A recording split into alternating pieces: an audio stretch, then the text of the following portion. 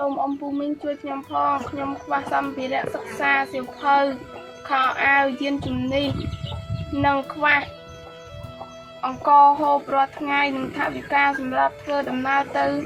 សាលារៀនព្រោះខ្ញុំរៀនឆ្ងាយរៀនទៅដល់ស្រុកឆ្ងាយណាស់ខ្ញុំចង់ឲ្យអំពូមីងជួយខ្ញុំផងហើយខ្ញុំកំព្រាខ្ញុំសប្តាហ៍ថ្ងៃរស់នៅជាមួយយាយតាចាស់យាយអាយុ78តាអាយុ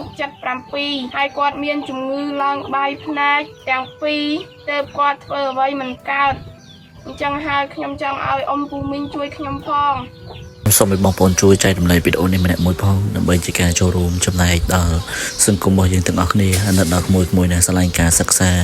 ហើយអ្វីដែលសំខាន់គ្រួសារក្រីក្រខ្វះខាតជាពិតមែនប៉ុន្តែការប្រឹងប្រែងតស៊ូរៀនសូត្ររបស់ក្មួយបានទៅសើក៏ជាសិស្សបកាយនៅក្នុងថ្នាក់តែពេលនេះគឺបងអូនស្រីក្មួយស្រី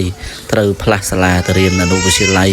គ្មានលទ្ធភាពគ្មានទាំងវិទ្យាបាយធ្វើដំណើរផ្សេងដូច្នេះហើយសូមចិត្តបងប្អូនណាជួយចែករំលែកវីដេអូនេះម្នាក់មួយផងក៏ដូចជាការចូលរួម 1000 2000សម្រាប់ជាទឹកប្រាក់បានទិញកង់ឬក៏របស់របរសិក្សារៀនសូត្រព្រោះពេលនេះគឺដល់ពេលចូលកងវិញហើយតែគ្រួសារសំបីតែលុយកាក់ទិញក៏ហូបក៏គ្មានដែរអញ្ចឹងសង្ឃឹមថាបងប្អូននឹងចូលរួមណាខ្ញុំនឹងដាក់ QR code នៅខាងក្រោម comment បាទសូមអរគុណ